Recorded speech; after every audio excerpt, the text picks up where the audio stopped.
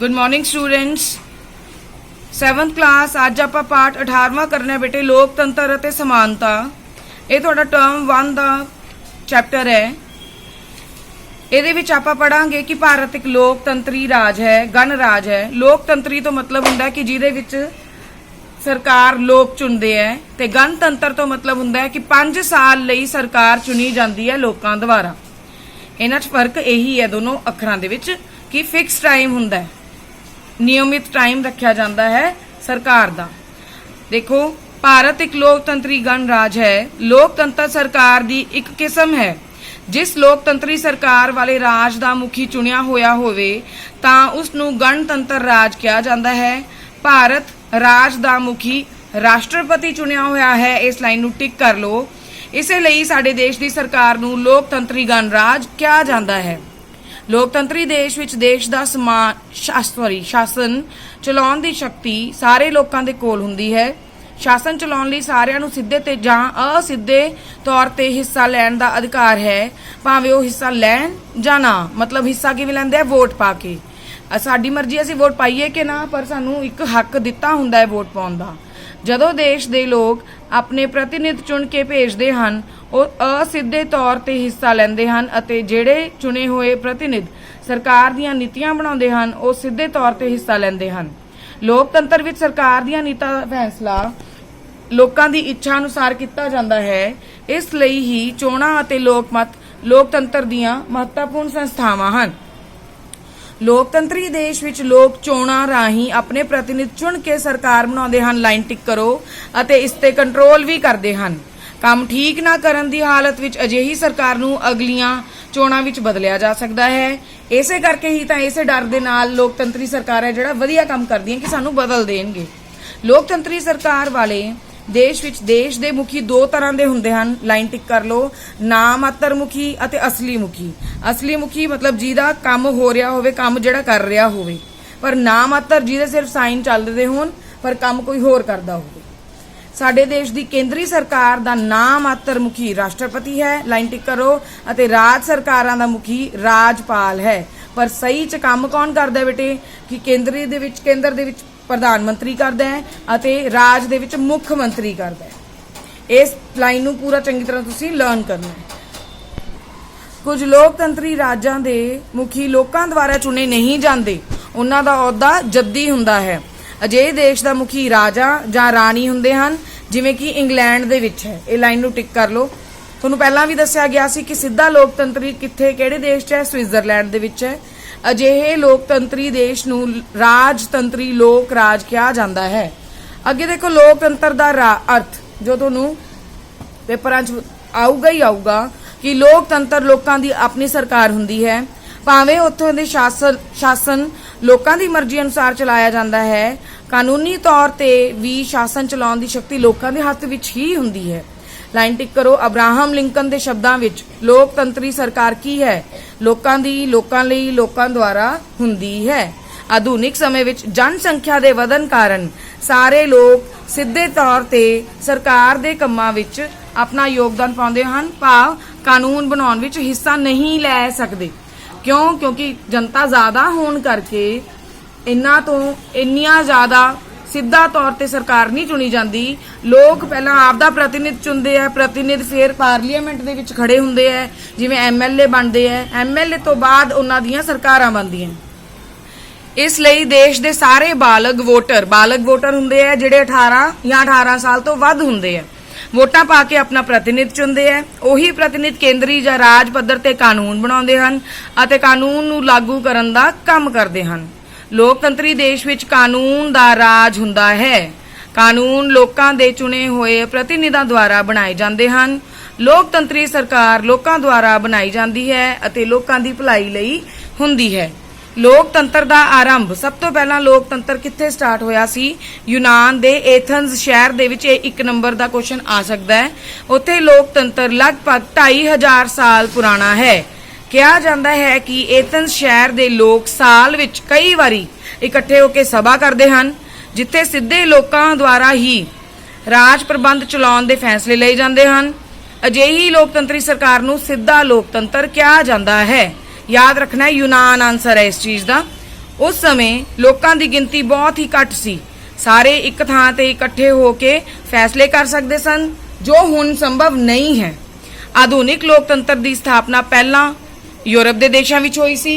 17वीं सदी विच इंग्लैंड की शानदार क्रांति और 18वीं सदी की फ्रांस की क्रांति समय लोकतंत्र के नवे सिद्धांत कानून दा राज का विकास होया। हौली हौली जदों ये महसूस किया गया कि लोकां द्वारा चुने गए प्रतिनिधि अपने काम लई लोकां प्रति जिम्मेवार होण, तां प्रतिनिधियां दी जिम्मेवारी दे सिद्धांत का विकास होया। परंतु उदों तक प्रतिनिधियां दी चोण विच वोट पाउण दा अधिकार केवल अमीर लोकां नूं ही प्राप्त सी। लोकतंत्र दा मुढ़ला सिद्धांत की है? समानता ते सुतंत्रता। ਉਹਦੇ ਵਿੱਚ कोई अमीरी गरीबी नहीं, गरीब अमीर कोई मर्जी वोट पा सकदा सी, कोई मर्जी ही हरेक बंदा ही सरकार चुनन दे विच प्रतिनिधि बनूगा, मतलब आपदा हिस्सा पाऊगा। इस लई हौली हौली समय की लोड़ अनुसार औरतां नूं भी वोट पाउण दा अधिकार दिता गया। जदों वोट पाउण दा अधिकार सारे बालगां नूं मिल जावे, ये लाइन टिक करो, तां इस नूं सर्व व्यापक मत अधिकार किया जांदा है, जिहदे तो पता लगदा सानू कि समानता साडे देश विच हैगी है। 19वीं ते 20वीं सदी विच लोकतंत्री राज्यां विच समानता दे अधिकार ने जोर पकड़िया, जो कि पहला केवल राजनीतिक खेतर तक ही सीमित सी। समय की लोड़ अनुसार आर्थिक और समाजिक खेतर विच भी समानता के अधिकार की भी मंग की जान लगी। इस तरह हौली हौली जिन्ना लोकतंत्री सिद्धांतां का विकास होया, ਉਹ ਹਨ कानून का राज, प्रतिनिधियां दी लोकां प्रति जिम्मेवारी, व्यापक बालग मर्द अधिकार, राजनीतिक ਅਤੇ आर्थिक समानता। ये पॉइंट्स आप याद करने चंगी तरह। एक की चीज़ है कि लोगों के विकास लिए की कुछ किया गया। कानून दे राज तो आप जिवें पहले 204 पेज ते बिल्कुल उपर किया सी कानून दा राज, रूल ऑफ लॉ, जिहदे विच की किया गया सी कि कानून लोकां द्वारा प्रतिनिधि चुने जाणगे, फिर बनाए जाणगे उन्हां दे मंत्री संतरी जो हुंदे। लोकतंत्र के विकास समय सिद्धी लोकतंत्र तो इसका रूप प्रतिनिधि लोकतंत्र विच बदल गया। समझ गए? सिद्धा नालों प्रतिनिधि बन गए। शासन करन वाले लोगों की गिनती वधदी गई, जिस लई किसी भी शहर जां देश के सारे लोग एक थां ते इकट्ठे होके देश के शासन संबंधी कानून नहीं बना सकते सन। सर्व व्यापक मत अधिकार नाल वोटरां की गिनती बहुत वध गई। इस लई लोग चोणां राहीं अपने प्रतिनिधि चुन के भेजन लगे। लाइन टिक करो। ਜਿਹੜੇ ਕਾਨੂੰਨ ਬਣਾਉਂਦੇ ਲਾਗੂ ਕਰਦੇ ਅਜਿਹੇ ਲੋਕਤੰਤਰ ਨੂੰ ਅਸਿੱਧਾ ਜਾਂ ਪ੍ਰਤੀਨਿਧੀ ਲੋਕਤੰਤਰ ਕਿਹਾ ਜਾਂਦਾ ਸੀ। ਲਾਈਨ ਪੂਰੀ ਟਿਕ ਕਰ ਲਓ। ਇਹਦੇ ਵਿੱਚ ਹੈ ਕਿ ਪ੍ਰਤੀਨਿਧੀ ਜਾਂ ਅਸਿੱਧਾ ਮਤਲਬ ਕੀ ਹੈ? ਜਿਹਦੇ ਵਿੱਚ ਲੋਕ ਵੋਟਾਂ ਪਾ ਕੇ ਬਾਲਗ ਮਤ ਅਧਿਕਾਰ ਦਾ ਸਾਥ ਲੈ ਕੇ ਜਾਂ ਉਹਨੂੰ ਇਸਤੇਮਾਲ ਕਰਕੇ ਸਰਕਾਰ ਚੁਣਦੇ ਸੀ, ਉਹਨੂੰ ਅਸਿੱਧੇ ਤੌਰ ਤੇ ਚੁਣਿਆ ਜਾਂਦਾ ਸੀ ਤੇ ਉਹਨੂੰ ਪ੍ਰਤੀਨਿਧੀ ਲੋਕਤੰਤਰ ਕਿਹਾ ਜਾਂਦਾ ਸੀ। ਅੱਗੇ ਹੈ ਸਵਿਟਜ਼ਰਲੈਂਡ, ਇੱਕ ਇਹੋ ਜਿਹਾ ਦੇਸ਼ ਹੈ ਜਿਹਦੇ ਵਿੱਚ अजे भी सीधा लोकतंत्र चल रहा है। लोकतंत्री समाज विच किसी भी आधार ते किसी नाल कोई वितकरा नहीं किया जाता। कानून की नज़र विच अमीर गरीब, आदमी औरत, गोरा काला, वड्डा छोटा सारे बराबर है। हर व्यक्ति नूं अपने व्यक्तिगत व्यक्तित्व का पूर्ण विकास करने का अधिकार है। जात पात जां जन्म के आधार ते किसी नूं वध सहूलतां प्राप्त नहीं हुंदियां, पर सरकार आर्थिक और समाजिक तौर पर पछड़े लोगों लई विशेष सहूलतां की व्यवस्था कर सकती है। लोकतंत्री समाज विच अजिहे वितकरे नहीं हुंदे क्योंकि लोग समान हुंदे हन। जेकर आर्थिक और समाजिक पक्षों सब लोग बराबर होणगे तद ही वो सारे राजनीतिक पक्षों भी समान हो सकते हैं। इसलिए लोकतंत्र सरकार की एक किस्म नहीं सगों ये एक जीवन जांच है। अगे लोकतंत्री सरकार दी की चीज़ें हैं? प्रधानात्मक सरकार, जिहदे विच आपां गल करांगे एकात्मक बारे भी, दूजी संस्थात्मक सरकार, तीजी संघात्मक सरकार। ये बड़े सौखे है पॉइंट्स। इहदे विच देखो रजे, लोकतंत्री सरकार दी पहली वंड कार्यपालिका, विधानपालिका, न्यायपालिका। इसनूं याद रखना है। कार्यपालिका ते विधानपालिका आपस विच बहुत निर्भर करते हैं। अगे संस्थात्मक सरकार, संसद बनया हुंदा इहदे विच, जिहदे विच केंद्री ते राज सरकारां हुंदियां। केंद्री सरकार नूं केंद्र कित्थे अपना दिल्ली दे विच, केंद्री सरकार नूं ज़्यादा पावर्स हुंदियां ते ओह ही ड्यूटीज वंडदा है राज सरकारां नूं। जिवें अपने 28 राज है, 28 राजां नूं ड्यूटी कौन वंडूगा? दिल्ली सरकार वंडूगी। ਆਪਾਂ ਇਹ ਗੱਲ ਪਹਿਲਾਂ ਵੀ ਪੜ੍ਹੀ ਸੀ कि राष्ट्रपति है जो नाम मात्र ਦਾ मुखी है, प्रधानमंत्री है जो काम करता है, जबकि सरकार की असली शक्ति आ देखो अगली लाइन च ही है प्रधानमंत्री कोल है। मंत्री परिषद के सारे मैंबर संसद भाव विधान पालिका विचों ही लए जाते हैं, इसलिए इसनूं संस्थात्मक सरकार विच विधान पालिका ते कार्यपालिका विच आपसी तालमेल हुंदा है। इस तरह दे सरकार इंग्लैंड ते भारत विच हले भी है। लाइन टिक करो। अगला है प्रधानात्मक सरकार विच देश की कार्यपालिका दा मुखी राष्ट्रपति लोकां द्वारा सीधा चुनिया गया हुंदा है, ਉਹ देश ਦਾ असली शासक ਹੁੰਦਾ ਹੈ। ਰਾਸ਼ਟਰਪਤੀ ਤੇ ਮੰਤਰੀ ਮੰਡਲ ਦੇ ਮੰਤਰੀ ਇੱਕੋ ਰਾਜਨੀਤਿਕ ਪਾਰਟੀ ਦੇ ਨਹੀਂ ਹੁੰਦੇ। ਅਜਿਹੇ ਪ੍ਰਧਾਨਾਤਮਕ ਲੋਕਤੰਤਰੀ ਸਰਕਾਰ ਅਮਰੀਕਾ ਵਿੱਚ ਹੈ। ਉੱਥੋਂ ਦੇ ਰਾਸ਼ਟਰਪਤੀ ਭਾਰਤੀ ਰਾਸ਼ਟਰਪਤੀ ਨਾਲੋਂ ਵੱਖਰੀਆਂ ਸ਼ਕਤੀਆਂ ਰੱਖਦੇ ਹਨ। ਲੋਕਤੰਤਰੀ ਸਰਕਾਰ ਦਾ ਦੂਜਾ ਰੂਪ ਕੇਂਦਰੀ ਤੇ ਰਾਜ ਸਰਕਾਰ ਹੈ, ਜਿਹੜਾ ਮੈਂ ਤੁਹਾਨੂੰ ਹੁਣੇ ਦੱਸ ਕੇ ਹਟੀ ਹਾਂ, ਜਿਹਨੂੰ ਸੰਘਾਤਮਕ ਵੀ ਕਹਿੰਦੇ ਆ।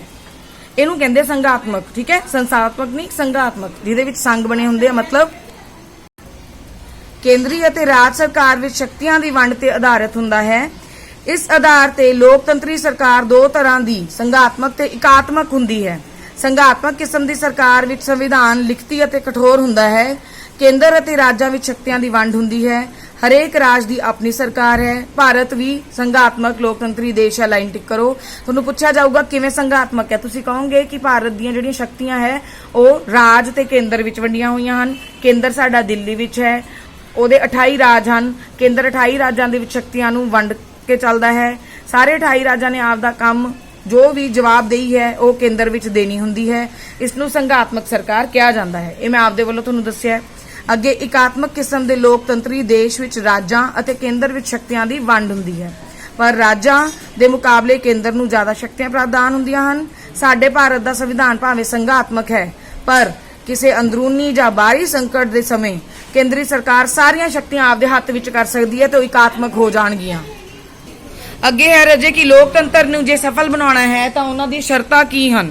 ਪਹਿਲੀ ਸ਼ਰਤ ਹੈ ਕਿ ਸੂਝਵਾਨ ਨਾਗਰਿਕ ਹੋਣੇ ਚਾਹੀਦੇ ਹਨ। ਇਹਦੀ ਐਕਸਪਲੇਨੇਸ਼ਨ ਤੁਸੀਂ ਖੁਦ ਪੜੋਗੇ ਬੇਟੇ। ਸੂਝਵਾਨ ਨਾਗਰਿਕ ਮਤਲਬ ਪੜ੍ਹੇ ਲਿਖੇ ਹੋਣੇ ਚਾਹੀਦੇ ਹਨ। ਉਹਨਾਂ ਨੂੰ ਸਮਝ ਹੋਣੀ ਚਾਹੀਦੀ ਹੈ ਕਿ ਕਿਹੜੀ ਸਰਕਾਰ ਨੂੰ ਚੁਣਿਆ ਜਾਵੇ। ਜੇ ਵਧੀਆ ਸਰਕਾਰ ਚੁਣਨਗੇ ਫੇਰ ਹੀ ਉਹ ਆਪਣੇ ਲਈ ਕੰਮ ਕਰੂਗੀ।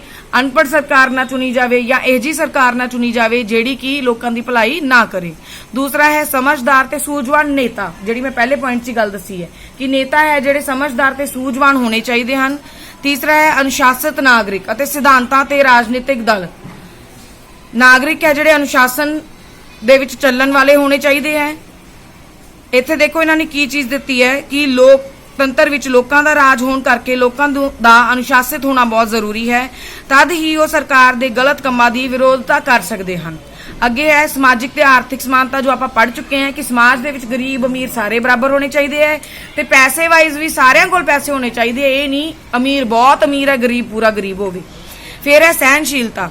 ਲੋਕਤੰਤਰੀ ਰਾਜ ਵਿੱਚ ਜਦੋਂ ਆਪਾਂ ਮਤ ਦੇਣਾ ਹੈ, ਬਹੁਮਤ ਦਾ ਅਧਿਕਾਰ ਹੁੰਦਾ ਨਾ, ਇਹ ਨਹੀਂ ਜਿਹੜੇ ਦਲ ਵੀ ਹੁੰਦੇ ਬਹੁਤ ਸਾਰੇ ਹੁੰਦੇ ਆ, ਲੜਾਈਆਂ ਕਰਨ ਵਾਲੇ ਵੀ, ਮਤਲਬ ਜਿਹੜੇ ਖੜੇ ਹੁੰਦੇ ਆ ਵੋਟਾਂ ਇਲੈਕਸ਼ਨਸ ਦੇ ਵਿੱਚ, ਤਾਂ ਇਹ ਨਹੀਂ ਕਿ ਇੱਕ ਜਿੱਤੂਗਾ ਤਾਂ ਦੂਜੇ ਲੜਨ ਲੱਗ ਜਾਣਗੇ। ਦੂਜਿਆਂ ਨੂੰ ਸਹਿਨਸ਼ੀਲ ਹੋਣਾ ਚਾਹੀਦਾ ਹੈ। ਅੱਗੇ ਹੈ ਲੋਕਤੰਤਰ ਸਰਕਾਰ ਹਰਮਨ ਪਿਆਰੀ ਕਿਉਂ। ਆਬਵੀਅਸਲੀ ਹਰਮਨ ਪਿਆਰੀ ਹੈ। ਜਿਹੜੀ ਲੋਕਤੰਤਰ ਸਰਕਾਰ ਹੈ ਲੋਕਾਂ ਦੁਆਰਾ ਚਲਾਈ ਜਾਊਗੀ। ਲੋਕ ਉਹਦੇ ਵਿੱਚ ਚੈੱਕ ਰੱਖ ਸਕਦੇ ਹੈ, ਕੋਈ ਗਲਤੀ ਹੋਊਗੀ ਤਾਂ ਰੋਕ ਸਕਦੇ ਹੈ, ਬਦਲ ਸਕਦੇ ਹੈ। ਸਮਾਨਤਾ ਹੋਊਗੀ। ਸਮਾਨਤਾ ਕਿਹੜੀ? ਆਰਥਿਕ, ਸਮਾਜਿਕ, ਰਾਜਨੀਤਿਕ, ਸਾਰੀਆਂ ਸਮਾਨਤਾਵਾਂ ਹੋਣਗੀਆਂ। ਠੀਕ ਹੈ, ਇਹੀ ਪੁਆਇੰਟਸ ਹੈ ਇਹਦੇ ਵਿੱਚ ਜਿਹੜੇ ਲਾਸਟ ਪੇਜ ਤੇ ਥੋੜੇ ਦਿੱਤੇ ਹੋਏ ਆ ਕਿ ਸਮਾਨਤਾ ਹੈ, ਸੁਤੰਤਰਤਾ ਹੋਊਗੀ, ਫੈਸਲਾ ਕਰਨ ਦਾ ਹੱਕ ਲੋਕਾਂ ਨੂੰ ਹੋਊਗਾ, ਨਾਗਰਿਕਾਂ ਦੀ ਸਰਗਰਮ ਭਾਗੀਦਾਰੀ ਹੋਊਗੀ ਕਿ ਲੋਕ ਆਪਦੇ ਪਾਰਟਿਸਿਪੇਟ ਕਰ ਸਕਦੇ ਵੋਟ ਪਾਉਣ ਦੇ ਵਿੱਚ, ਮਤਭੇਦ ਦੂਰ ਕਰਨਾ। ਲੋਕਤੰਤਰੀ ਰਾਜ ਵਿੱਚ ਕਿਸੇ ਵੀ ਤਰ੍ਹਾਂ ਆਪਣੀ ਸੋਚ ਜਾਂ ਵਿਚਾਰ ਨੂੰ ਥੋਪਿਆ ਨਹੀਂ ਜਾ ਸਕਦਾ।